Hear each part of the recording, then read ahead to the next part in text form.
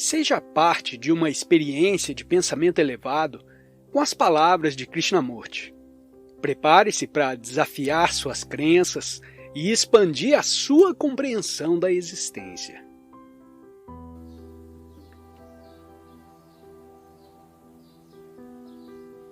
O pensamento criou muitas formas diferentes de poder em nós psicologicamente, mas todas elas são limitadas.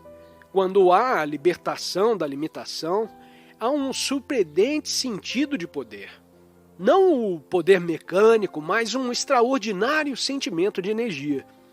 Isso nada tem a ver com o pensamento e, portanto, esse poder, essa energia, não pode ser mal empregados.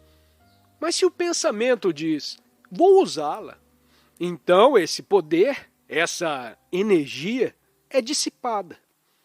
Outro fator que existe em nossa consciência é o pesar, o desgosto, a dor e as mágoas, que permanecem na maioria dos seres humanos desde a infância. Esse ferimento psicológico, a sua dor, é lembrada e resiste. O desgosto nasce dele, o pesar está envolvido com ele. Há o pesar global da humanidade, que deparou com milhares e milhares de guerras pelas quais milhões de pessoas choraram. A máquina da guerra ainda está conosco, dirigida pelos políticos, reforçada pelo nosso nacionalismo, pelo sentimento de que estamos separados dos demais. Nós e eles, você e eu. É um pesar global, o que os políticos estão construindo e construindo cada vez mais. Estamos prontos para outra guerra. E quando nos prepararmos para alguma coisa, há uma espécie de explosão em algum lugar. Pode não ser no Oriente Médio, pode acontecer aqui. Uma vez que estamos nos preparando para alguma coisa, vamos consegui-la. É como preparar comida. Mas somos tão estúpidos que tudo isso continua, inclusive o terrorismo. Estamos perguntando se todo esse modelo de estarmos magoados, de conhecermos a solidão e a dor, de resistirmos, de nos recolhermos, de nos isolarmos, o que causa dor física, pode ter um fim se o desgosto, o pesar de perdermos alguma crença preciosa que temos mantido, ou a desilusão que vem de perdermos alguém que havíamos seguido, por quem lutamos, nos entregando, pode também ter um fim. É possível sermos sempre livres de tudo isso? É possível se nos aplicamos e não apenas falamos interminavelmente sobre isso. Nessas circunstâncias, percebemos que estamos magoados psicologicamente desde a infância. Vemos todas as consequências desse ferimento a que resistimos, do qual nos retraímos não querendo mais ser feridos. Nós encorajamos o isolamento e, portanto, construímos um muro em volta de nós mesmos. Em nossas relações, estamos fazendo o mesmo. As consequências de sermos feridos desde a infância são a dor, a resistência, o recolhimento, o isolamento, um medo cada vez mais profundo. E como disse o conferencista, ao pesar global da humanidade. Os seres humanos têm sido torturados pelas guerras, torturados pelas ditaduras, pelo totalitarismo, torturados nas diversas partes do mundo. E há o pesar pelo meu irmão, pelo meu filho, pela minha mulher que fugiu ou que morreu. O pesar da separação, o pesar que acontece quando um está profundamente interessado em alguma coisa e o outro não está. Em todo esse pesar, não há nenhuma compaixão e nenhum amor. O fim do pesar traz o amor, não o prazer, não o desejo, mas o amor. Quando há amor, há compaixão. E disso nasce a inteligência, que nada tem a ver com a inteligência do pensamento. Temos que olhar muito cuidadosamente para nós mesmos como humanidade, para o motivo pelo qual carregamos todas essas coisas em nossas vidas. O motivo pelo qual jamais damos fim a essa condição. Será em parte pela indolência e em parte pelo hábito? Geralmente nós dizemos, faz parte do nosso hábito, parte do nosso condicionamento. O que eu posso fazer? Como posso me descondicionar? Não consigo encontrar a resposta e vou até o guru na porta ao lado. Ou, mais longe, ao padre, ou a este ou aquele outro. Nós nunca paramos e dizemos, vamos olhar cuidadosamente para nós mesmos e perceber se podemos vencer isso, como qualquer outro hábito. O hábito de fumar pode ser suspenso, ou o hábito das drogas e do álcool, mas nós dizemos, que importância tem? Estou envelhecendo e, de qualquer maneira, o corpo está se destruindo. Assim, que importância tem um pouco mais de prazer? E assim prosseguimos. Não nos sentimos completamente responsáveis por todas as coisas que fazemos.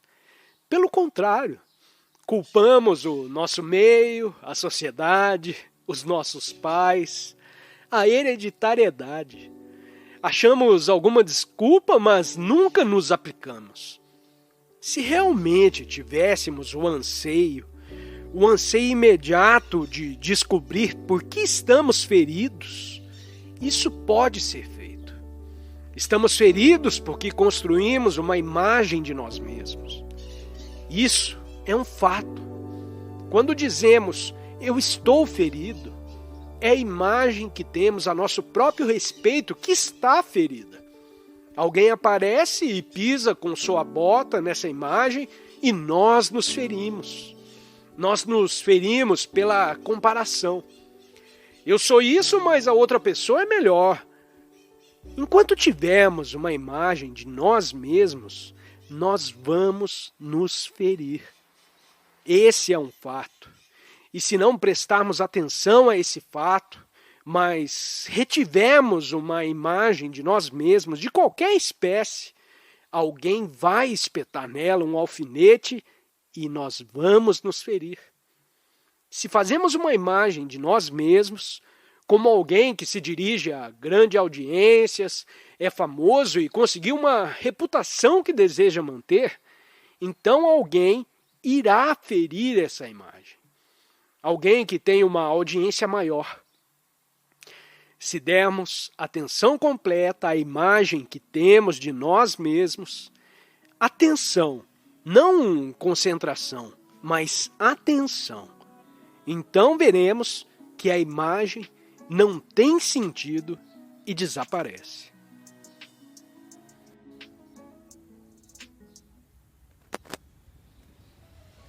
Acho que devemos discutir juntos, de preferência em profundidade, a implicação do pesar, de modo a descobrir por nós mesmos se o pesar e o amor podem coexistir.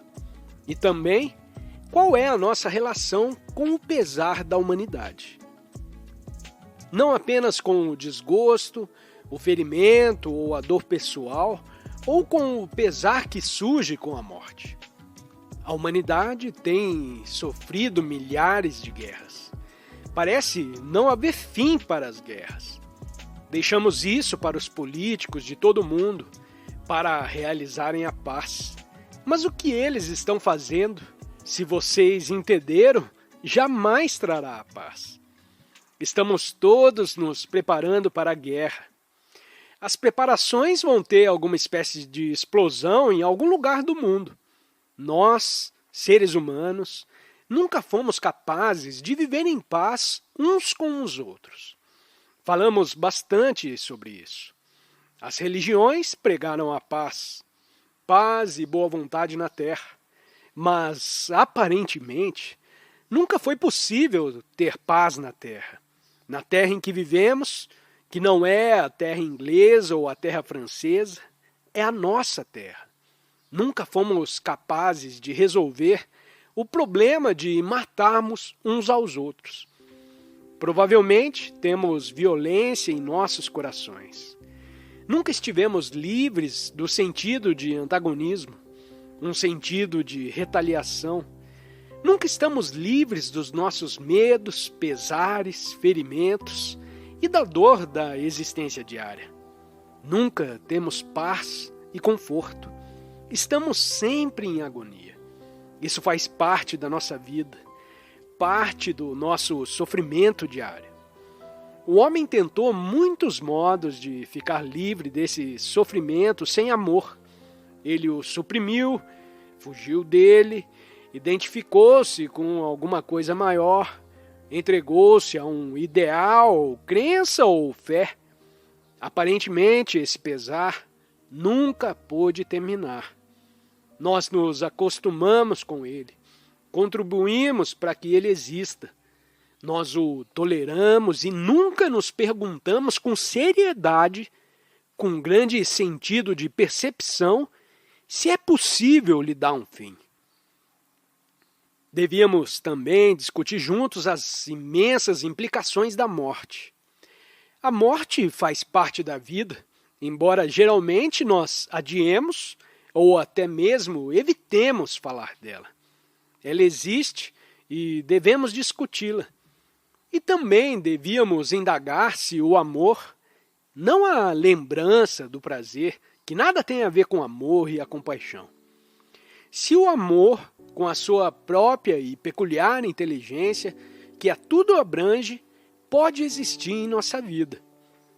Primeiro, como seres humanos, queremos nos livrar realmente do pesar? Já alguma vez realmente discutimos isso? Enfrentamos isso e entendemos todo o seu movimento, as implicações envolvidas nisso? Por que é que nós, seres humanos, que somos tão extraordinariamente talentosos no mundo tecnológico, nunca resolvemos o problema do pesar? É importante discutirmos essa questão juntos e descobrir por nós mesmos se o pesar pode realmente terminar. Nós todos sofremos de vários modos. Ao pesar pela morte de alguém, ao pesar pela grande pobreza, o que o Oriente conhece muito bem, e o grande pesar da ignorância. Ignorância não no sentido do conhecimento dos livros, mas a ignorância de não nos conhecermos a nós mesmos totalmente, a toda a complexa atividade do eu. Se não entendermos isso profundamente, então permanece o pesar por essa ignorância. Ao pesar de nunca sermos capazes de perceber alguma coisa fundamentalmente, profundamente, embora sejamos muito talentosos em alcançar o sucesso tecnológico e outros sucessos nesse mundo, nós nunca fomos capazes de entender a dor. Não apenas a dor física, mas a profunda dor psicológica. Por mais instruídos ou pouco instruídos que possamos ser, ao pesar pela constante luta, o conflito desde o momento em que nascemos até a morte, ao pesar pessoal por não sermos bonitos externa ou internamente, e ao pesar da ligação com o seu medo, com a sua corrupção, ao pesar por não ser amado e a súplica para ser amado, ao pesar de nunca perceber algo além do pensamento, algo eterno, e finalmente ao pesar pela morte. Descrevemos vários modos de pesar. O fator básico do pesar é a atividade centrada em nós mesmos. Estamos todos tão preocupados com nós mesmos, com nossos intermináveis problemas, com a velhice, com não sermos capazes de ter um ponto de vista profundo e interno que seja global. Nós todos fazemos uma imagem de nós mesmos e dos outros. O cérebro está sempre ativo, sonhando acordado, ocupando-se com uma ou outra coisa, ou criando quadros e ideias através da imaginação. Desde a infância, nós construímos gradualmente a estrutura da imagem que é o eu. Cada um de nós está fazendo isso constantemente. É essa imagem que é o eu que se fere. Quando o eu é ferido, existe a resistência, a construção de um muro em volta de nós mesmos para não sermos mais feridos. E isso cria mais medo e isolamento. O sentimento de não termos nenhuma relação, o encorajamento à solidão que também produz o pesar. Após ter descrito as várias formas do pesar, podemos acaso olhar para ele sem verbalizações, sem fugir para uma adaptação intelectual, para alguma forma de conclusão religiosa ou intelectual? Podemos olhá-lo completamente, sem nos afastarmos dele, mas permanecendo com ele. Suponhamos que eu tenho um filho que é surdo ou cego. Eu sou responsável e dá pesar saber que ele jamais poderá olhar para um belo céu. Jamais poderá ouvir as águas correntes. Há esse pesar. Permaneça com ele. Não se afaste dele. Ou suponhamos que eu tenha um grande pesar pela morte de alguém com quem vivi durante muitos anos. Então, há esse pesar, que é a essência do isolamento. Nós nos sentimos totalmente isolados e completamente sós. Agora, permaneça completamente com esse sentimento, não o verbalizando, não o racionalizando, dele fugindo ou tentando transcendê-lo. Tudo isso é um movimento que o pensamento produz.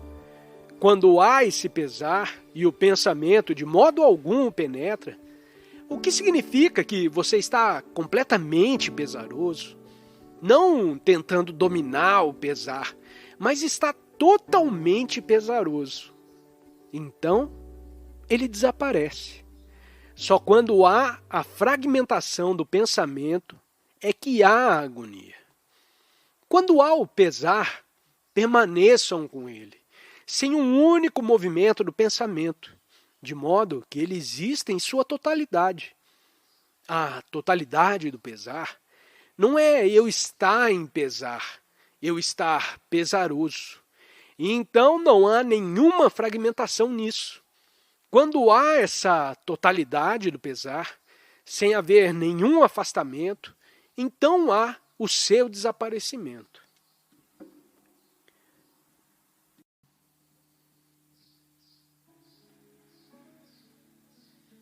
Sem o fim do pesar, como pode haver o amor? De modo estranho, nós associamos o pesar e o amor.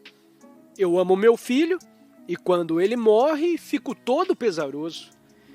Nós associamos o pesar com o amor. Agora estamos perguntando, quando há sofrimento, pode existir o amor? Mas será o amor desejo?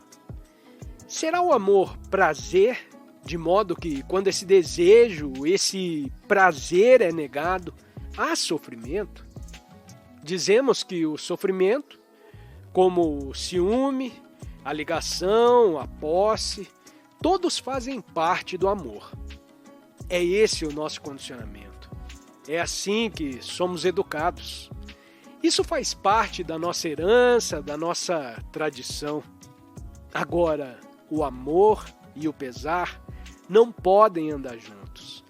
Essa não é uma afirmação dogmática ou uma asserção retórica. Quando olhamos para a profundidade do pesar e entendemos o seu movimento, no qual está envolvido o prazer, o desejo, a ligação e as consequências dessa ligação, que produzem a corrupção, quando estamos cônscios, sem qualquer escolha, sem qualquer movimento, cônscios de toda a natureza do pesar, então pode o amor existir juntamente com o pesar?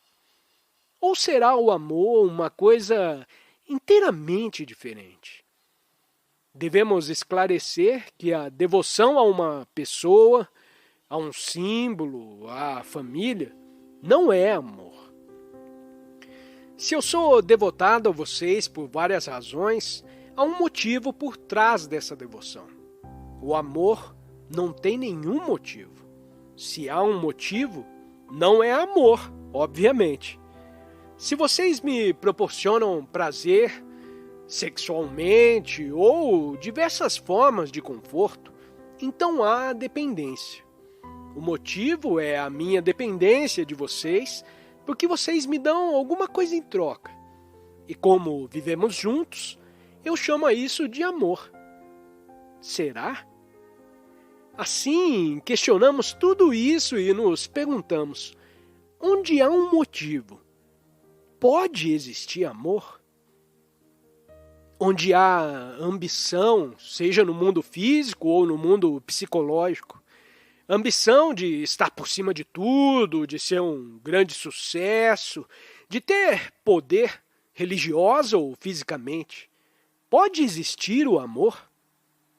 É óbvio que não. Reconhecemos que ele não pode existir e ainda assim insistimos. Olhem o que acontece com o cérebro quando pregamos esses truques. Eu sou ambicioso espiritualmente, quero estar perto de Deus, principalmente do seu lado direito. Quero alcançar a iluminação. Vocês sabem todo esse equívoco. Vocês não podem alcançar a iluminação. Provavelmente, vocês não podem alcançar aquilo que está além do tempo. A competitividade, a conformidade, o ciúme, o medo, o ódio, tudo isso continua psicologicamente e interiormente. Ou estamos cônscios disso ou deliberadamente o evitamos. No entanto, eu digo para minha esposa, ou para o meu pai, ou seja lá para quem for, eu amo você. O que acontece quando há uma contradição tão profunda em minha vida, no meu relacionamento? Como pode essa contradição ter qualquer sentido de profunda integridade? E, no entanto, é isso que fazemos até a morte. Pode alguém viver nesse mundo sem a ambição, sem a competitividade? Olhem para o que está acontecendo no mundo exterior. Existe a competição entre as várias nações. Os políticos estão sempre competindo uns com os outros, economicamente, tecnologicamente, multiplicando os instrumentos de guerra. E assim estamos nos destruindo a nós mesmos. Permitimos que isso continue porque também somos competitivos interiormente.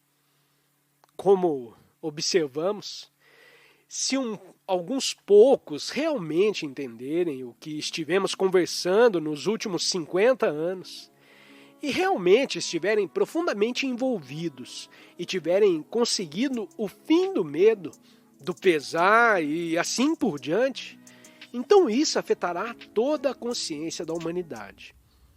Talvez vocês duvidem que isso possa afetar a consciência da humanidade. Hitler e o seu grupo afetaram a consciência da humanidade. Napoleão, os Césares, os carniceiros do mundo afetaram a humanidade. Também as boas pessoas afetaram a humanidade. Não estou me referindo às pessoas respeitáveis. Os bons são aqueles que vivem a vida integralmente e não fragmentariamente. Os grandes mestres do mundo afetaram a consciência humana. Mas se há um grupo de pessoas que entendeu o que estivemos falando, não verbalmente, mas realmente, vivendo a vida com integridade, então isso afetará toda a consciência do homem. Isso não é uma teoria, é um fato real. Se vocês entenderem esse simples fato, verão que ele atinge vocês diretamente. A televisão, os jornais, tudo está afetando a consciência do homem. Assim, o amor não pode existir onde há um motivo, onde há ligação, onde há ambição e competitividade. O amor não é desejo e prazer. Apenas sintam isso e percebam isso. Estamos discutindo tudo isso de modo a produzir ordem na nossa vida. Ordem em nossa casa, que não tem nenhuma ordem. Há muita desordem em nossa vida e sem estabelecer uma ordem que seja total, integral, a meditação não tem qualquer sentido. Se a nossa casa não estiver em ordem, podemos nos sentar em meditação na esperança de produzir pela meditação a ordem. Mas o que acontece quando estamos vivendo em desordem e meditamos? Temos sonhos fantasiosos, ilusões e toda espécie de resultados absurdos. Mas um homem sensato, inteligente e lógico, primeiro deve estabelecer uma ordem na vida diária. Depois ele pode adentrar pelas profundezas da meditação, do seu sentido e da sua beleza, da sua grandeza e da sua validade. Quer sejamos muito jovens, de meia idade ou velhos, a morte faz parte da nossa vida. Assim como o amor, a dor, a desconfiança e a arrogância também fazem parte da vida. Mas não percebemos a morte como parte da nossa vida. Nós queremos adiá-la ou colocá-la tão distante de nós quanto for possível. E então temos um intervalo de tempo entre a vida e a morte. O que é a morte? Essa questão, de novo, é bem complexa. O conceito cristão de morte e sofrimento e a conclusão asiática sobre a reencarnação são apenas crenças e, como todas as crenças, não têm substância. Assim, deixamos de lado esses conceitos e vamos discutir a morte juntos. Podemos ser desagradável, pode ser desagradável, vocês podem não querer defrontá-la, mas vocês agora estão vivos, saudáveis, sentindo prazer, medo, ansiedade e a esperança do amanhã. E vocês não querem se preocupar com o fim de tudo isso. Mas se somos inteligentes, sensatos e racionais, temos que defrontar não apenas o viver e todas as implicações do viver, mas também as implicações da morte. Temos que conhecer a ambas. Essa é a integridade da vida, na qual não há nenhuma divisão. Assim, o que é a morte, pondo-se de lado o término físico de um organismo que viveu erradamente, viciado na bebida, nas drogas e na superindulgência, ou no ascetismo e na negação. O corpo experimenta essa constante batalha dos opostos. Não tem uma vida equilibrada e harmoniosa, mas de extremos. O corpo também experimenta uma grande tensão imposta pelo pensamento. O pensamento dita, e assim o corpo é controlado. E como o pensamento é limitado, produz essa desarmonia. Ele nos obriga a viver fisicamente em desarmonia, forçando, controlando, subjugando, dirigindo o corpo. É isso que todos nós estamos fazendo, inclusive jejuando por razões políticas ou religiosas, o que é uma violência. O corpo pode suportar tudo isso por muitos anos, atingindo a velhice sem ficar senil, mas o corpo, inevitavelmente, chegará a um fim. O organismo morrerá. Será isso a morte? Será que estamos preocupados com o fim do organismo? Seja por causa de uma doença, pela velhice ou por acidente? Será que o pensamento se identifica com o corpo, com o nome, com a forma, com todas as lembranças e diz: a morte deve ser evitada? Será que temos medo de chegar ao fim de um corpo que tem sido atendido, que tem sido cuidado? Talvez não estejamos com medo disso. Especialmente, talvez estejamos dissimuladamente ansiosos a esse respeito. Mas isso não é de grande importância. Muito mais importante para nós é o fim das relações que tivemos, dos prazeres que experimentamos, das lembranças, agradáveis e desagradáveis, tudo o que compõe aquilo que chamamos de viver a vida diária, ir para o escritório, para a fábrica, fazer algum trabalho hábil, ter uma família, estar preso à família, com todas as lembranças dessa família, meu filho, minha filha, minha esposa, meu marido, na unidade familiar, que está desaparecendo rapidamente, ao sentido de estarmos relacionados com alguém. Embora nessa relação possa haver grande dor e ansiedade, o sentimento de estarmos em casa com alguém ou de não estarmos em casa e sozinhos. É disso que temos medo? Do fim das minhas relações, das minhas ligações, o fim de uma coisa que eu conheci, algo a que me agarrei, aquilo que me especializei a vida toda. Estarei com medo do fim de tudo isso? Isso é o fim de tudo que é eu? Da família, do nome, da casa, da tradição, da herança, da educação cultural e da herança racial. Tudo o que é eu. O eu que está lutando ou que é feliz. É disso que temos medo? Do fim do eu, que psicologicamente é o fim da vida que estou levando? A vida que eu conheço com a sua dor e seu pesar? É disso que temos medo? Se temos medo da morte e não resolvemos esse medo, mesmo assim a morte chega inevitavelmente. Então, o que acontece com essa consciência, que não é a sua consciência, mas a consciência da humanidade, a consciência da imensa totalidade da humanidade? Se tenho medo como indivíduo, com a minha consciência limitada, é disso que tenho medo. É isso que me amedronta. Percebemos que não é verdadeiro que a minha consciência seja totalmente separada da consciência de todo mundo. Percebemos que esse separatismo é uma ilusão, é ilógico, é doentio. Desse modo percebemos, talvez em nosso coração, em nosso sentimento, que somos a humanidade toda. Não uma consciência individual, coisa que não faz nenhum sentido.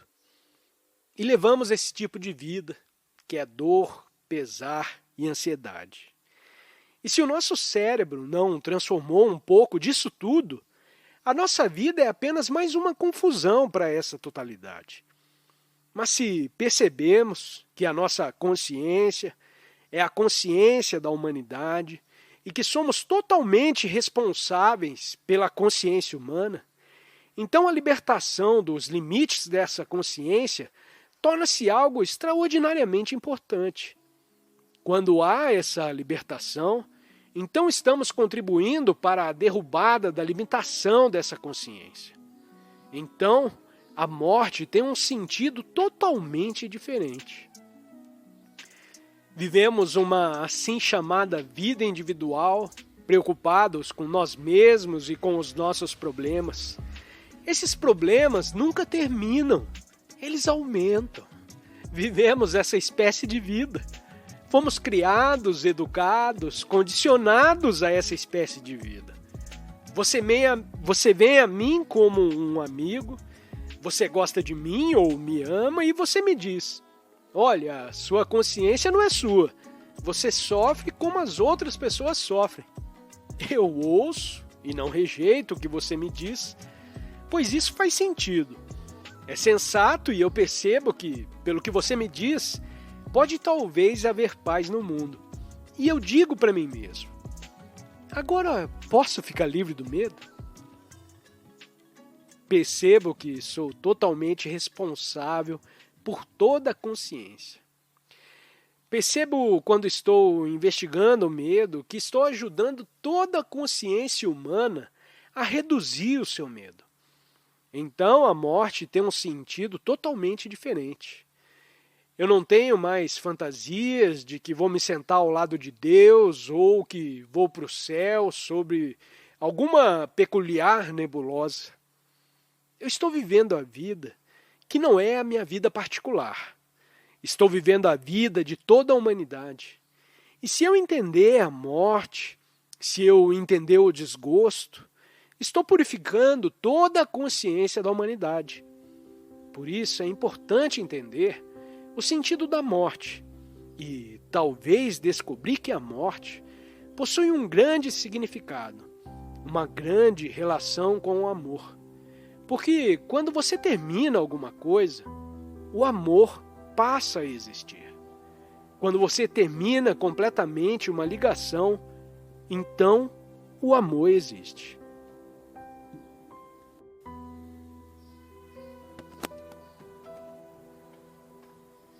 Falamos a respeito do complexo problema da existência, a respeito da formação das imagens em nossas relações uns com os outros e das imagens que o pensamento projeta e que nós reverenciamos.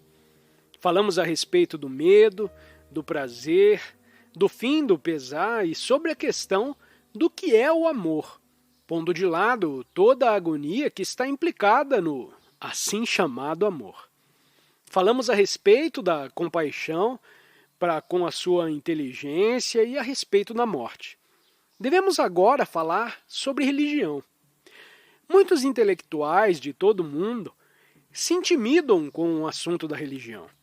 Eles percebem o que as religiões são no mundo atual, com as suas crenças, dogmas, rituais e a organização hierárquica dos seus sistemas. E, de preferência, zombam e fogem de qualquer coisa relacionada com a religião. E ao envelhecerem, ao se aproximarem daquele limiar chamado morte, frequentemente retornam ao seu antigo condicionamento. Eles se tornarão católicos ou irão em busca de algum guru na Índia ou no Japão. A religião no mundo todo perdeu a sua credibilidade e não tem mais nenhuma significação na vida diária. Quanto mais vocês examinam, mais vocês se tornam cônscios do conteúdo de todas as estruturas religiosas. Mais vocês se tornam céticos a respeito de todo o negócio e, assim como os intelectuais, vocês nada têm a fazer com elas. E os que não são céticos tratam a religião de modo romântico, emocional ou como uma forma de entretenimento. Se deixarmos de lado as atitudes intelectuais, românticas e sentimentais com relação às religiões, podemos então começar a perguntar, não com ingenuidade, mas com seriedade, o que é religião? Sem olharmos apenas para o sentido dessa palavra, mas profundamente. O homem, desde os tempos antigos, sempre pensou que deve haver alguma coisa além da vida diária comum, da miséria comum, da confusão e do conflito da vida diária. Na sua procura, ele inventou todas as espécies de filosofias, criou todas as espécies de imagens, desde aquelas dos antigos egípcios e dos antigos hindus até as dos tempos modernos, sempre aparentemente sendo apanhado por alguma espécie de engano. Ele se engana a si mesmo e, por meio desses enganos, cria todas as espécies de atividades. Se pudéssemos varrer tudo isso, sem nos hipnotizarmos, livres da ilusão, então poderíamos examinar indagar muito profundamente se existe algo além de todo o contágio do pensamento, de toda a corrupção do tempo, além da nossa existência habitual no espaço e no tempo, e se há algum caminho para isso, ou nenhum caminho, e como a mente pode alcançá-lo ou chegar até lá. Se fazemos essa pergunta, então, como devemos nos aplicar a ela? Será necessário alguma espécie de preparação, de disciplina, de sacrifício, de controle, um certo período de preparação para depois avançar? Em primeiro lugar, é importante entender que devemos estar livres de todas as ilusões. Assim, o que cria as ilusões? Não será o desejo de alcançar alguma coisa, de experimentar alguma coisa fora do comum? Percepção extrasensorial, visões, experiências espirituais? Devemos ser bem claros quanto à natureza do desejo e entender o movimento do desejo, que é o pensamento com a sua imagem, e também não ter nenhum motivo em nossa indagação. Pode parecer muito difícil não ter nenhuma intenção, não ter nenhum sentido de direção, de modo que o cérebro fique livre para indagar. Deve haver ordem na nossa casa, na nossa existência, nas nossas relações, na nossa atividade. Sem ordem, o que é a liberdade? Não pode haver nenhuma virtude. A virtude, a correção, não é uma coisa que possa ser cultivada intelectualmente. Quando há ordem, há virtude. Essa ordem é uma coisa viva, não uma rotina ou um hábito. Em segundo lugar, há alguma coisa a ser aprendida? Há alguma coisa que possa ser aprendida de outra pessoa? Podemos aprender com uma outra pessoa história, biologia, matemática, física. Todo o complexo conhecimento do mundo tecnológico pode ser aprendido com outra pessoa ou com os livros. Há alguma coisa que possa ser aprendida com a psicologia a respeito das nossas vidas, a respeito do que é eterno?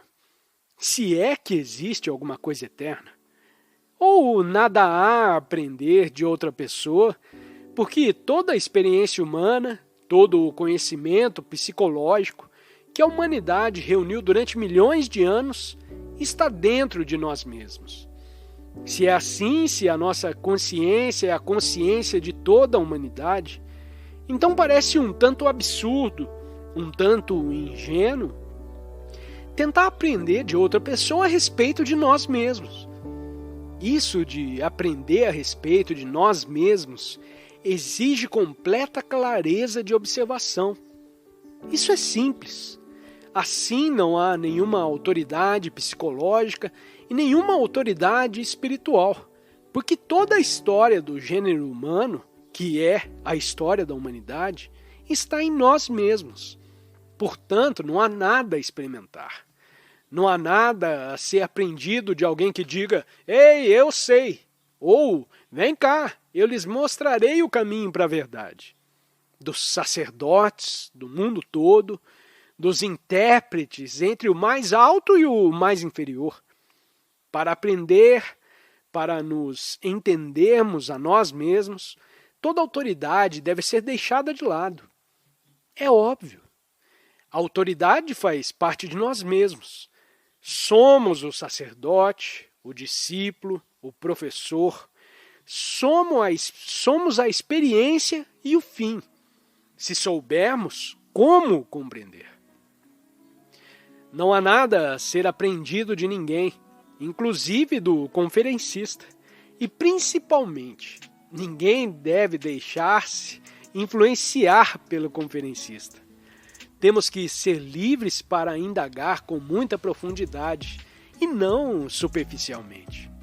Podemos ter feito toda a indagação superficial durante os últimos 5 ou 50 anos e chegado a atingir uma certa ordem em nossas vidas. E ao prosseguirmos, podemos estabelecer mais ordem e assim podemos perguntar: qual é a mente religiosa que pode entender o que é a meditação?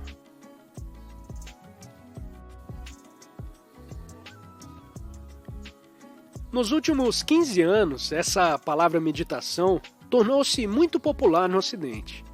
Antes disso, muito poucas pessoas, as que estiveram na Ásia, haviam indagado sobre as formas orientais de meditação.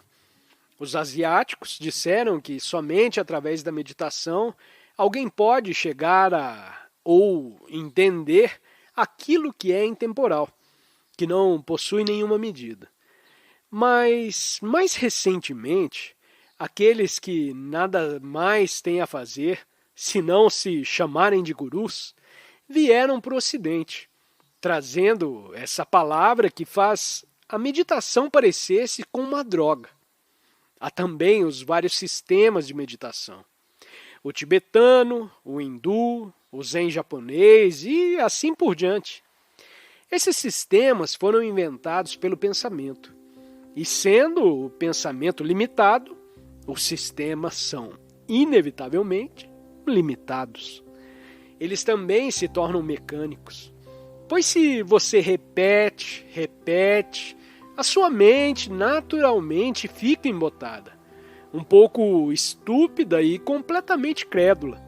Tudo isso é um senso comum, mas há uma tal avidez de experimentar algo de espiritual, seja através das drogas, do álcool ou seguindo um sistema de meditação que, como se espera, proporcione uma espécie de experiência excitante. Existe um grande enfado com a vida diária, com o fato de termos de ir para o escritório durante os próximos 40 anos e, ao final, morrer. Há um tédio tão grande com relação às religiões estabelecidas que quando alguém aparece com algumas noções fantásticas, as pessoas se deixam iludir. É isso que está acontecendo. Não é nenhum exagero, isso não é atacar ninguém pessoalmente, mas uma afirmação do contrassenso que está ocorrendo. Assim, se estivermos superficialmente cônscios de tudo isso, nós o poremos de lado, pois se trata de algo completamente sem sentido. Não temos que ir à Índia, ao Tibete, a Roma. Se usamos o senso comum e tivermos uma mente crítica, que esteja questionando o que os outros dizem, bem como nos questionando. É importante questionar tudo o que considerarmos correto e nobre, ou uma experiência real. E é essencial manter uma mente capaz, racional, sensata, livre de todas as ilusões e de quaisquer formas de auto-hipnose. Então, o que é o ser humano? O ser humano tem vivido do pensamento. Toda a arquitetura, toda a música, as coisas que estão dentro das igrejas, os templos e as mesquitas, tudo foi inventado pelo pensamento. Todas as nossas relações estão baseadas no pensamento. Embora digamos, eu amo você, isso também está baseado na imagem que o pensamento criou do outro. O pensamento para o ser humano é surpreendentemente importante. E o próprio pensamento é limitado. A sua ação é produzir a divisão entre as pessoas, a minha religião, o meu país, o meu Deus, a minha crença, em oposição à sua. Tudo isso é um movimento do pensamento, do espaço e do tempo.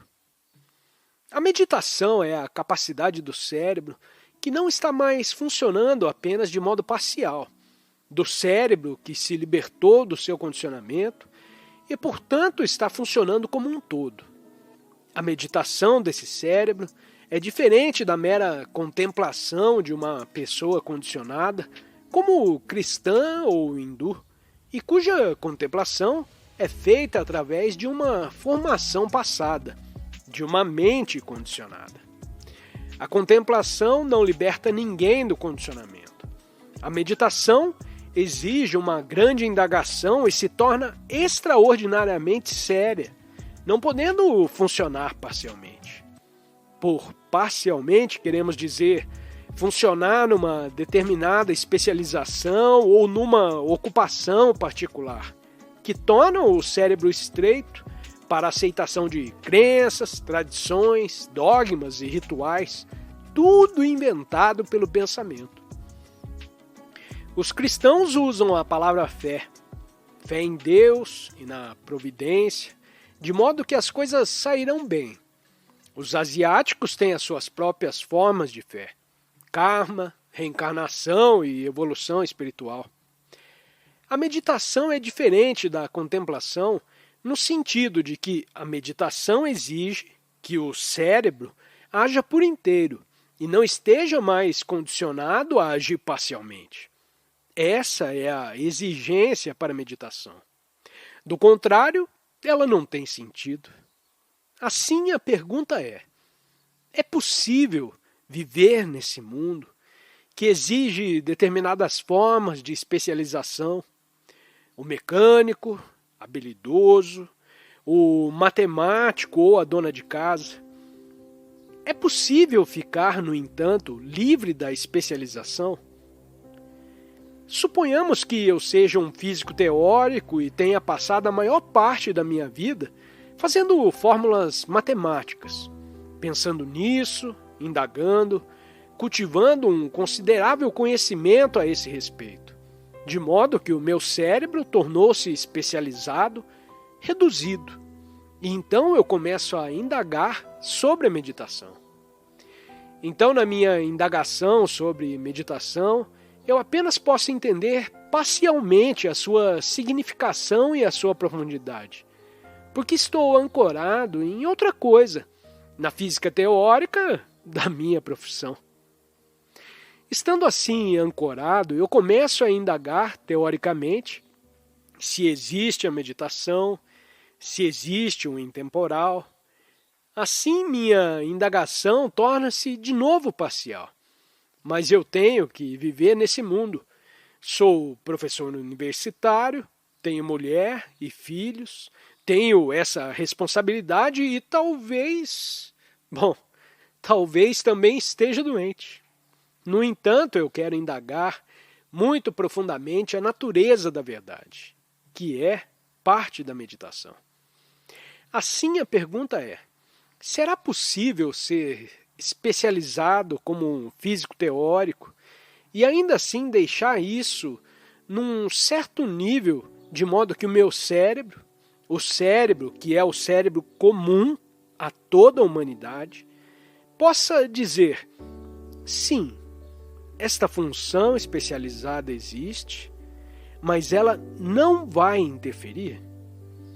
Se sou carpinteiro, conheço a qualidade da madeira, o seu veio, a beleza da madeira e dos instrumentos com os quais trabalhá-la. E percebo que isso é natural. E também percebo que o cérebro que cultivou a especialidade provavelmente possa entender a integridade da meditação. Se como carpinteiro eu entender isso, essa verdade, de que eu como carpinteiro tenho um lugar, mas também que a especialização não tem lugar nenhum na totalidade da compreensão, na totalidade do entendimento da meditação, então essa especialização torna-se um caso menor. E assim começamos a perguntar: o que é meditação? Antes de mais nada, a meditação exige atenção, o que significa empregar toda a sua capacidade e energia na observação. Obrigado por se juntar a nós nessa viagem de aprendizado com Krishnamurti. Para continuar expandindo sua compreensão, Clique em algum dos 2 vídeos sugeridos na tela. Desafie-se a absorver mais sabedoria e compartilhe as suas reflexões nos comentários. Não se esqueça de se inscrever para mais explorações. Até a próxima!